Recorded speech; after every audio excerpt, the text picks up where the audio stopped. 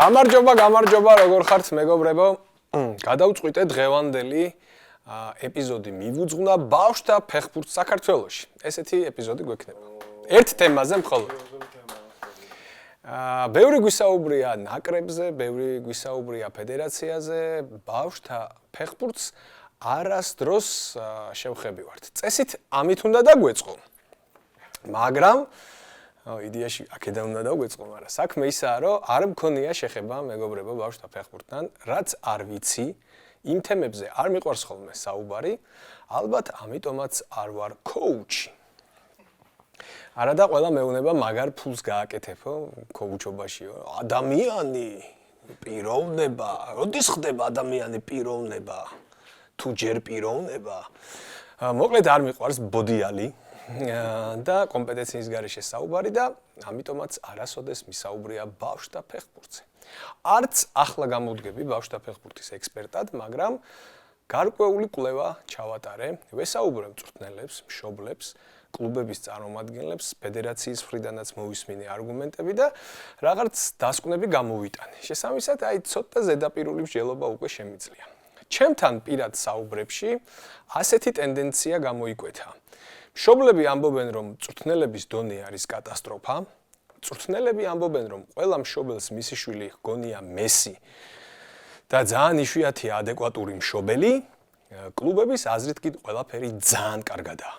ჩემი აზრით 4 რამ არის საჭირო იმისათვის, რომ ბავშვთა ფეხბურთი ავიდეს ძალიან მაღალ დონეზე და შეასრულოს საფეხბურთო პირამიდის ფუნდამენტის ფუნქცია. ანუ აქ თუ წარმოვიდგენთ ეროვნულ ნაკრებს პირამიდის თავში, ქვემოთ რო ეს ფუნდამენტი იყოს ბავშვთა ფეხბურთი.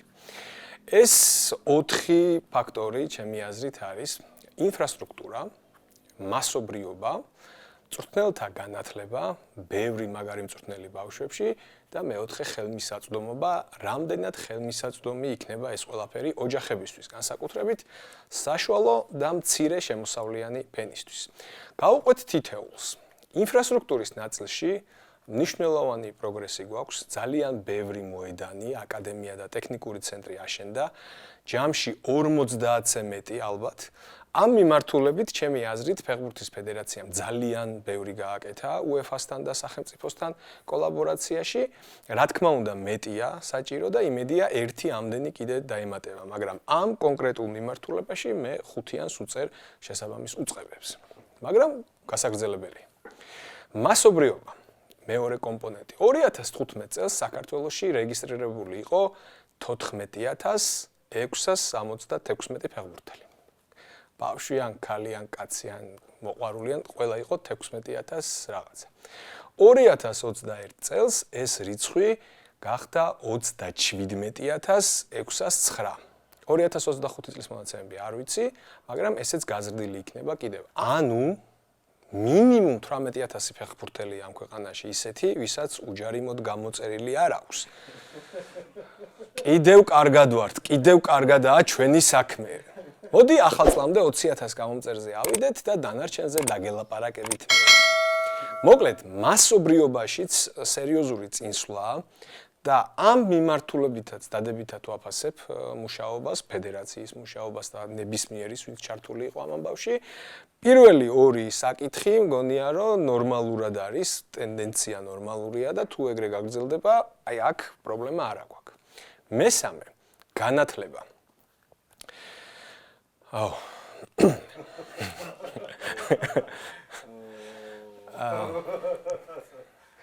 მწვრთნელების მიმართულებით ვარაუდობ, რომ კატასტროფული ვითარებაა, იმიტომ რომ პირად საუბრებში მხოლოდ მშობლები არ მეუნებიან ამას. თვითონ მწვრთნელებიც ამბობენ, რომ ბავშვთა ფეხბურთში მწვრთნელების დონე არის კატასტროფა.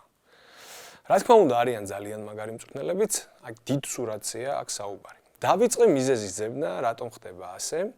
და პირველი მიზეზი, რომელსაც შევეჩეხი, არის ხელფასი. ბავშვთა ფეხბურთში მწვრთნელების ხელფასი არის ძალიან დაბალი. 800 ლარი, 1000 ლარი, 1200 ლარი ამ ფარგლებში მერყეობს. შესაბამისად, ეს პროფესია ვერ ახერხებს მოიზიდოს საინტერესო კადრები. ბავშვთა მწვრთნელი უნდა იყოს განათლებული, ემოციური ინტელექტიც უნდა ჰქონდეს, კარგი ნერვები ჰქონდეს, კარგი ფსიქოლოგიც უნდა იყოს, ფეხბურთი ესმოდეს და რავი, ეგეთი ტიპი წავა, რომის პაპი გახდება, მასწავლებლად 1200-ზე რატომ მასწავლებლად. ვერ იზიდავ მაგ თანხით მაგარ მწვრთნელებს რა.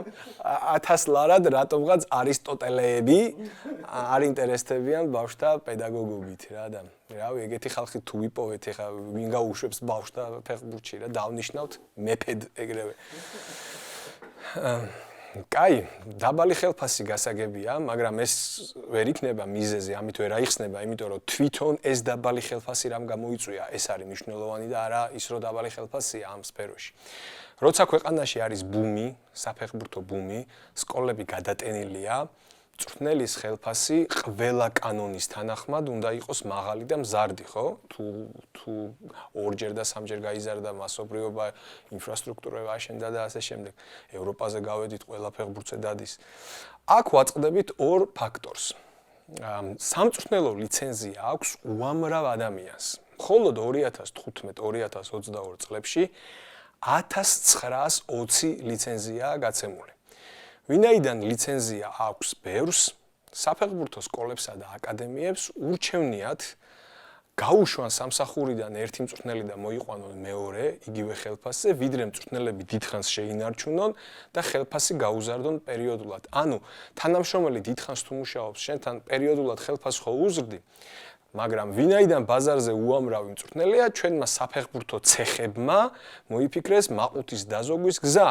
მიიყვანენ მწვრთნელს, ამუშავებენ, ხელფასის გაზდას როცა მოითხოვს, უშვებენ და სხვა მოყავთ, იმიტომ რომ 1900 ლიცენზიანტი მწვრთნელია. წადი და ვიშოვი სხვას რა, ეგ მიდგომა არის. ეს ყველას არ ეხება, ყველა აკადემიას, რა თქმა უნდა, მაგრამ როგორც გავარკვიე, ზოგადი სურათი არის ასეთი. საფეხბურთო სკოლების და აკადემიების დიდი ნაწილი მუშაობს ცეხივით, თავარია მაყუთი დაიწეროს, ბევრი ბავშვი, ამ ბევრ ბავშვს გადავახტევინოთ ფული, მწვრთნელებს მივცეთ ცოტა, მოგება დარჩეს ბევრი. ეს არის მთელი ფორმულა რა. როცა ვიკითხე რა ეშველება ამ ამბავს, მეთქი არ ინერვიულო მიპასუხეს, ქვეყანაში 1000 ბავშვი რო დადიოდა ფეხბურთზე, მაშინ დაიზარდნენ კვარაცხელები და ჩაკვეტაძეებიო და ახლა 10000 ბავშვი როგორ არ გაიჩითება, ახალი კვარა და ახალი ზორიკოა. ეს იყო პასუხი. ძალიან საინტერესო მიდგომაა. მე-5 საუკუნე რო იყოს ქრისტეს შობამდე 21 საუკუნეში ბუნებრივი გადარჩევის იმედად არ უნდა ვიყოთ ჩემი აზრით. 100 მილიონი რო ვიყოთ მოსახლეობა ჯანდაბას წამოწექი და ვიღაცა მართლა სულ გაიზდება რა, ვიღაცა როგორ არ გაიზდება. დიდ მოსახლეობაშთან ასეთ ნიჭიერ ქვეყანაში, მაგრამ ჩვენ მე მგონი არ ვართ იმდენი რომ ეგრე ვიაზრონოთ რომ ვიღაცა რა არ წამოვა. ინგლისში 11 მილიონი ადამიანი თამაშობს ფეხბურთს, მეგობრებო, არ მეშლება, გაიაზრეთ, 11 მილიონი ადამიანი თამაშობს ფეხბურთს ინგლისში სხვადასხვა დონეზე. მოყვარულიან ბავშვიან პროფესიონალის ჩათვლით.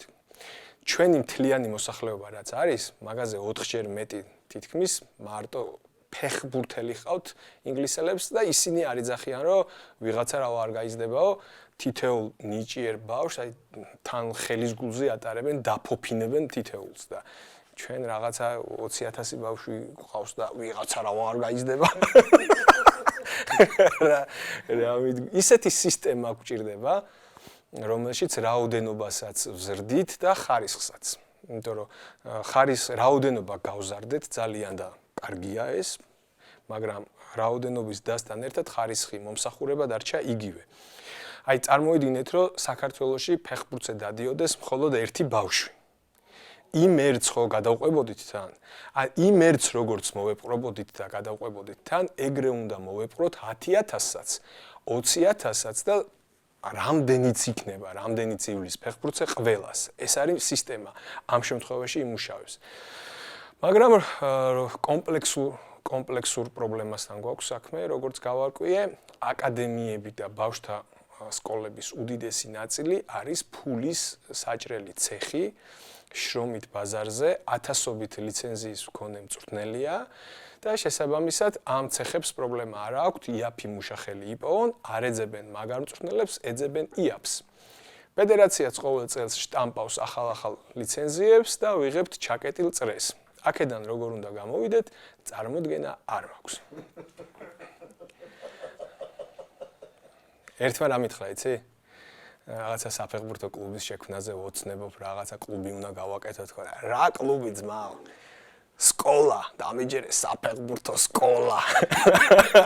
აი. ხო, ეგორი ერთად ძალიან მაგარი ბიზნესი არის. ხო და მოკლედ ესეთი ჩაკეტილი წრე გვაქვს, რომ ცეხი იაფი მუშახელი და კიდევ ბევრი ლიცენზია ყოველწლიურად ახალი და ესე ამ წრეში ვართ გაჭედილი. ნიჭიერი ბავშვები არ გვაკლია, ვიღაცა მართლა სულ გაიზრდება, შეგვიძლია მშვიდად ვიყოთ, უბრალოდ თუ რაღაც სხვა სიმაღლეზე ასვლათ თუ გვინდა მაგაზე ვსაუბრობთ, თორე ის ადამიანი მართალია, ვიღაცა ყოველთვის გაიზრდება ამ ქვეყანაში, იმდენად ნიჭიერი ბავშვები ყავს, ვიღაცა სულ გაიზრდება რა. ბოლო საკითხი, ხელმისაწვდომობა, ეს ძალიან მნიშვნელოვანი თემაა. დღეს ბავშვის სპორტზე ტარება დიდი ტვირთია ოჯახისთვის, ან ფინანსურად, ან ლოჯისტიკურად, ან ორივე ერთად. ფინანსებზე როცა მიდგება საქმე, ყველა ერთსა და იმავეს მეუნება, არ ინერვიულო ნიჭიერ ბავშვს უფლობის გამო არავინ დაკარგავსო, ნიჭიერებს არ ვახდებინებთო ფულს. ეს არგუმენტი მესმის, მაგრამ არასერიოზული არგუმენტია და გეტყვით რატო. კაფუს, არქი ხო გახსოვს კაფუ? კაფუს ბრაზილიაში 10-მდე სკოლასა და აკადემიაში უთხრეს უარი, შენგან არ გამოვაო არაფერი. ბრაზილიაში, სადაც გენიოსი სკაუტები მთელი მსოფლიოდან ქუჩა-ქუჩა ეძებენ ტალანტებს, იქაც კი გამორჩათ კაფუ. ერთი და ორს კი არა, 10 ტოპ აკადემიას შეეშალა ბრაზილიაში ტალანტის და არატალანტის ცნობა.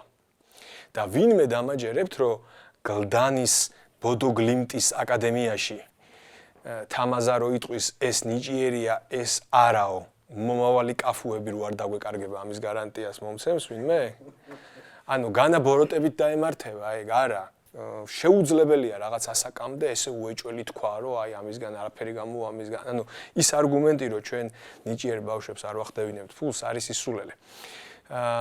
ტალანტი არის თუ არა, მხოლოდ იმ შემთხვევაში ხვდები, თუ ამ ბავშვს შემტევის სკილები თუ აქვს და 5 კაცს თუ ატყუებს. რაღაც 10 წლის ბავშვი თუ 5 კაცს ატყუებს, ნიჭიერი ამბობენ, არა.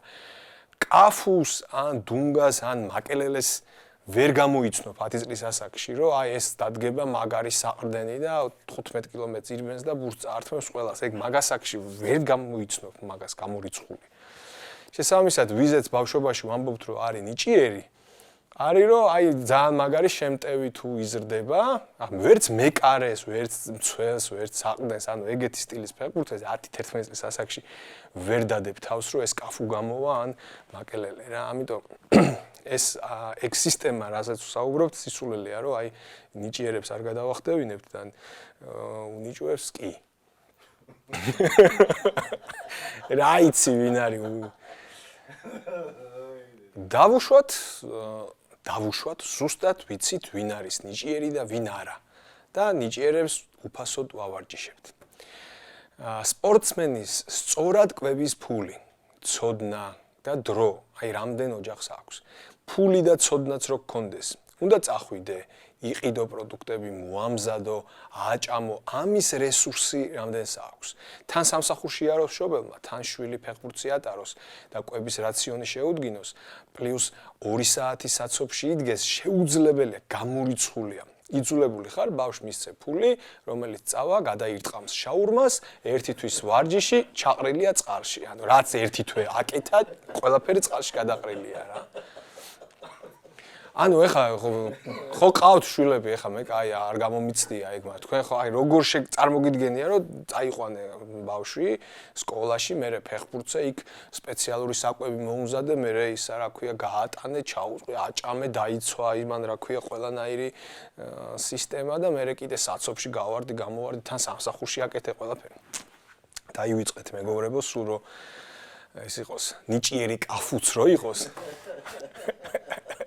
ის უნიჭო კაფუ კი არა, ნიჭიერი კაფუც რო იყოს, არ გამოვა მაგ საქმიდან არაფერი.